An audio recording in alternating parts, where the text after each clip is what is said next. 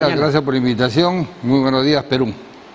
Bueno, congresista, lo que se ha decidido ayer en el Congreso, claro, tiene un interés que hay que reconocerlo, es legítimo porque las modalidades de contratación que hay en el Estado, al margen de los regímenes formales, el 276, el 728, esta especie de híbrido, desde mi punto de vista, el CAS, y ahora con los CAS de emergencia y este CAS COVID que había, siguen siendo un problema. Ayer han tomado una decisión, que es la primera decisión que toma la mesa directiva de la que usted forma parte. Claro, lo que pasa es que había un CAS COVID en el cual el personal médico y paramédico estaban con unas remuneraciones un poco superior a los normales. Entonces ahora lo que se ha hecho es poner a un mismo nivel a todo el personal médico y paramédico por un orden de 59.000 y pico de personas, ¿no? Que realmente, si es que no se hubiese aprobado esto el día de ayer, hoy día o a partir de mañana, 1 de agosto, estaban en la calle. Entonces se convocó a un congreso de emergencia, un pleno de emergencia, en el cual se acordó debatir estos dos temas. El primero, la moción 2204, y después el proyecto de ley, el 2224, que es el que aprueba la sustentación del gasto para lo que se había aprobado inicialmente en lo que es el CAS COVID. Sin embargo, dentro del procedimiento parlamentario, dentro del mismo reglamento, cuando hay decisiones que se tienen que tomar en el legislativo respecto de leyes o normas que impactan en el presupuesto, necesariamente deberían haber pasado por una comisión previa, situación que no se ha dado. Claro. Sí es cierto que se ha pedido la exoneración de pasar por esa comisión, sin embargo, el proyecto de ley 2224 es un proyecto que ha mandado el Ejecutivo, prácticamente está coordinado con el Ministerio de Economía, y ahí hay 500 millones para los CAS COVID, para los nuevos contratos de CAS, ¿no? Y también hay para el Ministerio de Vivienda, hay para el Ministerio de la Mujer, hay para el Ministerio de Defensa, un orden más o menos de 2.700 millones que se ha aprobado ayer como ampliación del crédito suplementario. De acuerdo, y está muy bien que también hayan tomado esa decisión, pero a lo que iba es respecto del cumplimiento del procedimiento debido. Es la primera disposición que toman, la primera decisión que toman en la mesa directiva y se saltan ese procedimiento. Esa es un poco la observación. De acuerdo a lo que indica el reglamento del Congreso, es permitido eso. No es ninguna falta el que se haya evitado ir a una comisión, porque de lo contrario estaríamos esperando unos 30 días más. Y ahí ya se nos pasaba y se nos escapaba la tortuga, ¿no? Bueno, una de las responsabilidades que tienen como nueva mesa directiva es que dentro de los 5 días hábiles tienen que hacer la propuesta de los integrantes de las comisiones del Congreso. ¿Cuánto se ha avanzado en ello? ¿Están listos para ya formalizar la disposición, los integrantes de las nuevas comisiones en el Congreso? A partir del lunes estaremos trabajando. Mañana ya habrán algunas comisiones de trabajo destinadas primero a ver cuáles son las responsabilidades de cada una de las vicepresidencias, y también iremos viendo cómo se van a ver las comisiones de trabajo que tienen que hacer los parlamentarios. Poco a poco estaremos dentro de la próxima semana haciendo toda esta labor administrativa que es importante para el manejo del Congreso. Sin embargo, entiendo que el día martes va a sesionar, o mañana lunes va a sesionar la Comisión de Ética del Congreso para ver esta denuncia que recae sobre un congresista acusado de violación en una de las oficinas del Parlamento. Yo creo que es importante que lo hagan y que puedan sancionar de acuerdo a lo que indica el reglamento, y si es posible que lo pasen al Ministerio Público para que hagan las investigaciones del caso. El congresista aludido es Freddy Díaz Monago, y yo creo que en ese sentido he escuchado que se va a poner a presencia de las autoridades para que se esclarezcan los hechos. Ahora entiendo que ya no es necesario que se cuente con una aprobación del Congreso en realidad para que la Fiscalía inicie las investigaciones. Entiendo que ya las investigaciones se han determinado y probablemente en las próximas horas, si es que no se pone a derecho, tendrán que incluso ver la manera de capturarlo, ¿no? Para que dé cuentas por una denuncia muy grave. El congresista Anderson ha dicho que él siente vergüenza de ser congresista luego de este antecedente, ¿no? De esta gravísima denuncia de violación. Lamentablemente este tipo de cosas nos arrastran a todos los congresistas, ¿no? Y es cierto, tenemos que decirle al pueblo peruano que esto no es en todas las oficinas, que es una cosa muy particular, y que en este caso pues el hecho de haber estado bebiendo licor ha hecho que sus conductas cambien de un momento a otro, y eso realmente hace que nos hagamos responsables todos los congresistas de lo que está pasando. ¿Cuál es, desde su punto de vista, la actitud que deben tomar desde el Congreso frente a este hecho? Bueno, yo creo que es importante que se ponga algún coto para lo que no ingrese ni una gota de licor a ninguna oficina del Congreso. En ese sentido me voy a encargar de coordinar con la presidenta para ver alguna disposición en el cual se evite que los parlamentarios puedan estar haciendo celebraciones dentro de las oficinas y que con eso conduzcan no solamente a los bocaditos, sino también disimuladamente pueden entrar algunas botellas de licor. Pero, congresista, eso está prohibido. Ninguna entidad del Estado está, y hay normas que han establecido que no se debe ni consumir alcohol, ni tampoco fumar en ningún espacio que pertenece a las entidades públicas de nuestro país. Es cierto, yo creo que se tenía que haber aplicado, pero mire, pues se le escapa. Algunos parlamentarios creen que son sus zonas de trabajo, son zonas donde pueden divertirse, y en este caso el congresista Díaz Monago ha excedido su función. Ya va más allá de una diversión, ¿no? Sí, evidentemente. Es terrible lo que ha sucedido. Han pasado. Además, según he podido averiguar, creo que la señorita es la única mujer que trabaja en todo el espacio de puros hombres, lo cual ha creado un ambiente mucho más propicio, sobre todo cuando comienzan a tomar licor, ¿no? Congresista, lo que dice es muy grave. ¿Por qué? El hecho de que haya una sola mujer en un grupo de trabajo donde hayan hombres no justifica en lo absoluto una situación de esa naturaleza. Pero evidentemente nadie escoge. En el caso de mi despacho, por ejemplo, todo el primer año han sido puros hombres los que han trabajado conmigo, pero no porque realmente le tenga alguna cuestión diferenciada a la mujer. Hoy día, a partir de mi tercera vicepresidencia, están incluyéndose unas damas abogadas, profesionales, que van a incorporarse a mi trabajo, ¿no? De acuerdo, congresista. ¿Cuáles son los retos que considera usted tienen ahora como mesa directiva en el Congreso? Lo primero, tendríamos que informarle al pueblo peruano que esta mesa directiva no ha tenido la meta de ser los próximos presidentes de la República. Todo el mundo ha dicho que en el caso de una vacancia del señor Pedro Castillo y de la señora Dina Boluarte, la próxima presidenta va a ser Lady Camones. Y eso lo hemos dejado muy en claro cuando hemos hecho un pacto de honor indicando que en caso esto sucediera, la mesa directiva va a dar un paso al costado para que nuevamente se forme una nueva mesa directiva que puedan conducir los destinos del Perú en esta etapa de transición. Eso es como primera información, que a veces los medios de comunicación no nos han ayudado a difundir esto, ¿no? Creen que estamos ahí porque queremos ser presidente de la República o que impulsar a Lady Camones para que sea la presidenta. Hemos hecho ese deslinde antes de que sumamos la votación y ahora lo hacemos público de que todavía lo vamos a respetar.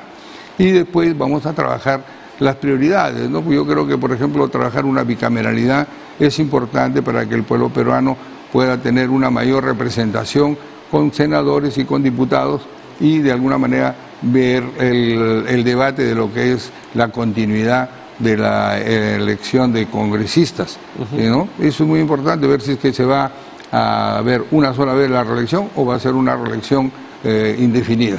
Todo eso se va a debatir dentro del Pleno del Congreso. Ahora, congresista, a mí me ha llamado poderosamente la atención que efectivamente hayan firmado un pacto de honor, y así lo hayan denominado, frente a una situación que se puede entender como una situación que atenta contra la democracia, rompe el equilibrio de poderes que tanto necesitamos en nuestro país para fortalecer la democracia. Es decir, resultar elegidos teniendo como un escenario una posible, digamos, un posible reemplazo con un mecanismo de elección, que es lo que propone en el último párrafo de ese comunicado, ante una situación de vacancia del presidente, un mecanismo de elección dentro del Congreso para que quién podría asumir la responsabilidad de dirigir el país. Pero se ha normalizado eso, pareciera en algo de eso sucedió con Paniagua, ¿no? Paniagua veníamos de una dictadura. ¿Ah? Veníamos de una dictadura. Bueno. Veníamos de una dictadura a toda costa. Pero es decir, era evidente. Es bueno, ¿no?, que el pueblo sepa que no vamos con esa aspiración, con ese propósito, pero ¿no? si lo han firmado ustedes. Claro, lo hemos firmado juntamente para dar un paso al costado y poder nosotros dedicar dentro del mismo Pleno del Congreso definir una nueva mesa directiva en el cual podamos elegir a las mejores personas que puedan dirigir la presidencia de transición. Es que eso si es que sucediera. De acuerdo. Es que eso se puede entender como que fuera el primer propósito de esta mesa directiva.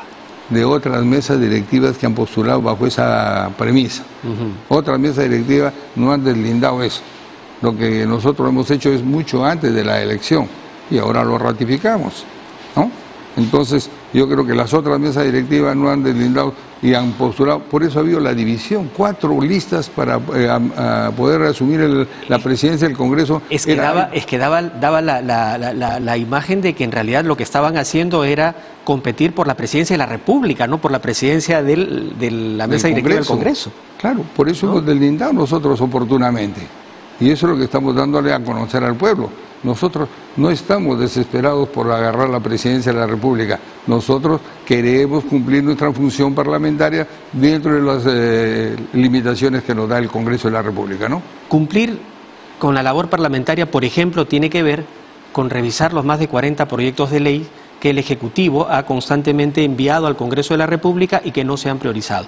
¿Eso lo han conversado dentro de la mesa directiva? ¿Es una prioridad? ¿Lo van a atender prontamente? Definitivamente, a partir de mañana lunes estaremos revisando esos... el presidente habló de 45, últimamente me enteré que son 39, pero de todas maneras vamos a darle prioridad para poder analizar y que no vea que estamos nosotros haciendo una labor de priorización solamente los que presentan los congresistas, sino también los que presenta el Ejecutivo, ¿no?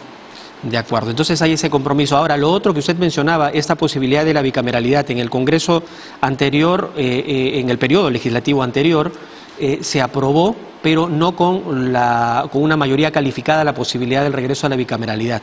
La vía que continúa entonces es convocar a un referéndum para que la ciudadanía así lo elija, así lo disponga. ¿Van a continuar ustedes con ese trámite? Claro, lo que nos corresponde es ir a un referéndum. Sin embargo, lo que creemos es que debemos evitar ese gasto y hacer una conversación al interno de cada bancada para si en esta segunda votación que le corresponde a este proyecto de bicameralidad podamos lograr los 87 votos y con eso estaría eliminado el proceso de referéndum. ¿Pero por qué? Se necesitarían 2 elecciones o 2 decisiones en el Congreso que superen el 87% para evitar un referéndum, pero ya en la primera votación se alcanzó menos de 87 votos. Por lo tanto, se necesitarían en todo caso 2 legislaturas para ese propósito. Si fuera así, yo creo que los abogados constitucionalistas nos tendrán que hacer la recomendación del caso. Si fuera así, yo no descarto que podamos tener una nueva oportunidad de votar para evitar un gasto que es innecesario, como es ir a un referéndum para definir un proyecto de ley que es muy importante para la democracia en el Perú. ¿Pero usted considera que es innecesario preguntarle a la ciudadanía si estarían de acuerdo o no con el retorno a la bicameralidad, con que los congresistas puedan ser reelegidos, entre otros temas que han incorporado en ese proyecto? Yo creo que depende de lo que vaya a suceder en esta próxima legislatura, en ese sentido lo que le estoy proponiendo. Creemos que debemos ir a lograr que las bancadas puedan sumarse a este proyecto y podamos lograr más de 87 votos. Y si es recomendable volverlo a convocar una nueva votación, estaremos convocándola, pero la idea es que si no se logra, haremos las consultas ciudadanas correspondientes. Bien, congresista, usted ha estado presente también durante la presentación del presidente de la República del mensaje a la Nación en el Parlamento, como lo exige además nuestra Constitución. Así es. Sin embargo, han pasado cosas que penosamente, ¿no?, terminan afectando también la imagen del Congreso de la República. ¿Qué opinión tiene respecto del final de lo que sucedió en el Parlamento? Sí, realmente para mí es muy penoso comentar esa parte del Congreso que nos pone a todo el Congreso, otra vez nos involucran, ¿no?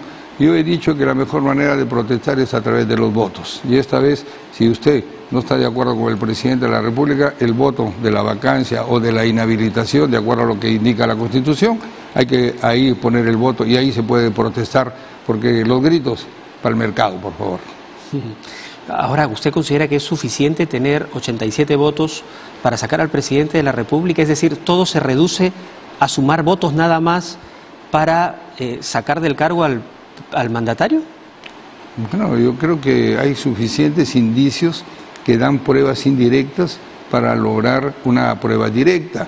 Hasta ahora no hay un audio, ni video, ni algo que lo implique directamente al presidente, pero los indicios que hemos sacado a través de la Comisión de Fiscalización, la cual ya está en camino en la Subcomisión de Acusaciones Constitucionales, es una manera, es un camino. El otro camino es la vacancia. Y la vacancia sí necesita los 87 votos, pero para eso tenemos que ponernos de acuerdo en ver si es que se logra o no una moción sustentada y bastante sólida para no volver a caer en las dos anteriores que sí fueron nulas, ¿no? Es que, insisto, congresista, no termino de entender la lógica. Es decir, ¿bastan solamente tener votos, 87 votos, para vacar al presidente? Porque, como usted señala, habrían indicios que en realidad la carga de la prueba y la persecución del delito la tiene que hacer la Fiscalía. Y no es que la Fiscalía inmediatamente va a llegar a tomar decisiones o determinaciones respecto de la responsabilidad o no del presidente, porque tiene que seguir su debido proceso. Sin embargo, en un juicio político sería más que suficiente para sacar al que dirige uno de los tres poderes del Estado. Claro, es que no es normal que un presidente tenga 5 investigaciones. No es normal que su secretario general tenga $20.000 en el baño del Congreso, en el baño del Palacio de Gobierno. No es normal que haya las denuncias de los ascensos de las policías que han pagado $20.000 por cada uno de estos ascensos. No es normal que tengamos a la familia del presidente, sobrino y la cuñada prácticamente comprometidos en actos de corrupción. Eso es lo que estamos haciendo nosotros como control político, que es lo que nos corresponde. Lo difícil sería, señores, pónganse las manos sobre los ojos y no vean nada. Pero, congresista, no es normal que por dichos de aspirantes a colaboradores eficaces se tomen decisiones sobre nuestras autoridades. Usted mismo está siendo procesado, está siendo investigado por casos también de colusión, entiendo, por parte de la Fiscalía. Pero por lo menos hay un principio y una presunción de inocencia que hay que hacer valer. ¿O le parecería bien que a usted lo destituyan de su cargo de congresista sin que se llegue a una conclusión por parte del Poder Judicial al respecto? Por eso sigo insistiendo de que esta moción tiene que ser una moción sólida para poder lograr una vacancia. Si no hay una moción sólida, evidentemente yo no voy a apoyar ese tipo de vacancia. Nosotros estaríamos apoyando en todo caso la posición de inhabilitación a través de lo que es la Subcomisión de Acusaciones Constitucionales. ¿En qué sentido? Porque hay un proyecto de informe de la Comisión de Fiscalización que ha sido aprobado por mayoría en el Congreso. Ese informe de la Comisión de Fiscalización hay una serie de indicios razonables en los cuales se están evaluando en la Subcomisión de Acusaciones Constitucionales, que próximamente va a pasar a la Comisión Permanente, y en la Comisión Permanente analizaremos los 30 congresistas que pertenecemos a esta comisión y lo devolveremos nuevamente a la subcomisión. Ahí, una vez que esté ahí, van a tener que elegir al congresista que va a sustentar esta acusación constitucional ante el Pleno del Congreso. ¿Con qué cargo? Con los cargos que indica el informe de la Comisión de Fiscalización. ¿Pero cuáles son? Sí, tendríamos que revisar ese informe que tiene más de 130, 140 páginas ese informe, ¿no? Sigo insistiendo, ¿no? Un juicio político basta, los votos solo bastan para romper el equilibrio en la democracia. Bueno, yo creo que en ese sentido son lo que nos están dando los caminos que indica la Constitución. Nosotros queremos ser muy respetuosos de lo que es la Constitución Política del Perú, y son dos caminos. En uno, que es la vacancia, donde se necesitan 87 votos, y otro, la inhabilitación a través de la Subcomisión de Acusaciones Constitucionales. Eso es lo que nos indica el camino constitucional y lo que se está haciendo. No estamos yendo en contra de la Constitución, y el control político que ejerce el Congreso evidentemente tiene sus bemoles y sus opiniones al respecto. De acuerdo, pero lo que también pide la Constitución es que el Congreso y el Poder Judicial y el Poder Ejecutivo trabajen juntos para fortalecer la institucionalidad democrática en nuestro país y no generar una desestabilización a la democracia. Y no es que yo esté defendiendo al Ejecutivo, ¿de acuerdo? Porque han cometido errores, definitivamente que han cometido errores. Pero los errores cometidos justifican romper una decisión o ir en contra de una decisión que en una elección legítima ha dado como resultado a un presidente y a un grupo de congresistas también cuestionados, pero congresistas que tienen que cumplir también sus 5 años de mandato. Somos Perú, es un partido de centro y como tal no creíamos que era oportuno en las 2 primeras vacancias que se habían presentado sacar a un presidente que recién había ingresado 6 o 8 meses una primera vacancia y 8 meses de la segunda vacancia. Y por eso nosotros votamos a favor de la gobernabilidad, porque creíamos que no es necesario tener en ese año el 7º presidente dentro de un periodo tan corto como era haber tenido a Vizcarra, haber tenido a Merino, Sagasti, Pedro Castillo y posiblemente otro presidente. Por eso Somos Perú tomó la decisión de aportar por la gobernabilidad. Hoy día, después de haber asistido a Piedras Gordas, donde el señor Samir Villaverde me dijo por encima de mi vida, yo voy a hablar por la salud política del Perú y queremos que en caso que me den a mi prisión domiciliaria y me den la seguridad jurídica, yo voy a hablar y seguramente en 24 horas el señor Castillo va a estar en su casa. ¿Y usted considera que Samir Villaverde tiene esa capacidad de poder decidir por el futuro político del Perú? Si tiene las pruebas, estoy seguro que la Fiscalía debe estar evaluando eso y en su debido momento tendrán que darnos cuáles han sido las corroboraciones de las cuales se están haciendo efectivas. Por esa razón es que tiene su condición de colaborador eficaz. De lo contrario, la misma Fiscalía le hubiese dicho, señor, usted no está diciendo nada, vuelva a su cárcel, ¿no? Que sigue siendo aspirante a colaborador eficaz, todavía no ha sido admitido como tal. El abogado dice que no, que ya es colaborador eficaz, al igual que en el caso de Bruno Pacheco, ¿no? Por lo tanto es un delincuente, ese es colaborador eficaz. Evidentemente, claro que sí. Y hay que creer a un delincuente y poner en manos de un delincuente el destino político de nuestro país. Mire lo que ha pasado con el señor Barata en la época de Odebrecht. El señor Barata se ha trazado con él, con otro delincuente, y se ha hecho las mismas condiciones de beneficios que se le están dando a los colaboradores de ahora. El señor Barata conserva su empresa, conserva su patrimonio, vive tranquilo, no tiene ningún problema.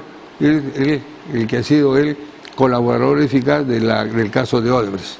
Ahora estamos en otra etapa y yo creo que también deben tener los mismos beneficios estos colaboradores eficaces. ¿No debería ser labor del Congreso, por ejemplo, tomar una decisión, una norma que impida que absolutamente todos los empresarios o empresas que están directamente vinculadas con actos de corrupción probados, nunca más contraten con el Estado, por ejemplo, para que el señor Barata y sus empresas no sigan viniendo al Perú o tratando de hacerse de esas malas mañas o malas prácticas que efectivamente las ha aceptado y se han demostrado, pero que todavía además continúan en proceso de investigación para determinar las responsabilidades en nuestro país? ¿No sería eso en realidad algo que sí contribuya a mejorar la política en nuestro país? Es una buena iniciativa que me está dando. Yo como ingeniero civil voy a tomar esa propuesta de usted para que en este próximos meses hacer una ley de ese estilo. Ni empresas, ni funcionarios, públicos, ni privados. Así es, los que están implicados en esto, que no se cambien de nombre, ni se consorcien con otras empresas para ir ahí metidos y disimulados, ¿no? Tenemos que ser muy cautos en eso. Porque pareciera que lamentablemente esas malas prácticas, el problema de la corrupción es un problema que viene ya hace mucho tiempo, ¿no? Siguen sucediendo en nuestro país, no solamente por casos vinculados a estas denuncias que hay por supuestas contrataciones desde el Ministerio de Transportes y Comunicaciones, que son materia de investigación, sino basta ir a los distritos, a los centros poblados, a las provincias, y uno encuentra situaciones penosas donde las máximas autoridades, sus alcaldes, los gobernadores regionales, terminan pasando de la noche a la mañana del sillón municipal a las carceletas del Poder Judicial, de la Fiscalía. Terrible. Sí, yo creo que la corrupción está muy mal en el Perú. Tenemos más de 2.000 obras que están paralizadas por este problema. Yo he estado en Tacna, en Locumba, y veo que hay un sistema de agua y alcantarillado que lo está manejando el Ministerio de Vivienda y sin embargo hasta ahora no se puede hacer uso. En el caso de Máncora se licitó un centro de salud por 40 millones de soles y por la corrupción él está paralizado ya más de un año. Eso creemos que debemos pararlo y ahí estamos trabajando para poder dar algún impulso a través de algunas leyes que le permitan al Ejecutivo destrabar estas obras. Hay un proyecto de ley que ha presentado el Ejecutivo efectivamente para que estas obras que se encuentran en proceso judicial, al margen de que continúe el procedimiento, se reactiven inmediatamente para que concluyan, ¿no? Claro, yo creo que vamos a darle prioridad a ese tipo de ley, de proyecto de ley que nos han presentado. dentro de los 39 que están pendientes, seguramente está ese. Muy bien, congresista, y finalmente una última pregunta. ¿Hay una disposición de la mesa directiva de trabajar de la mano con el Ejecutivo por el bien del país? ¿O va a continuar este clima de confrontación que durante todo el primer año de este gobierno se ha notado desde el Parlamento? Yo creo que la predisposición del cambio de la señora Lady Camones es una personalidad diferente a la anterior presidenta que hemos tenido, y hay la disposición de armonizar por el bien del Perú. De acuerdo. Muchas gracias por estar con nosotros, gracias por venir, por conversar aquí en TV Perú, y esperemos que pasando un poquito de tiempo volvamos a reunirnos ya para discutir respecto de las decisiones y acciones que están desarrollando desde la mesa directiva. Muchas gracias por la invitación. Muy bien, hemos conversado con el tercer vicepresidente de la mesa directiva del Congreso, Wilmar Helera, congresista de la República, acompañándonos ahora. Bien.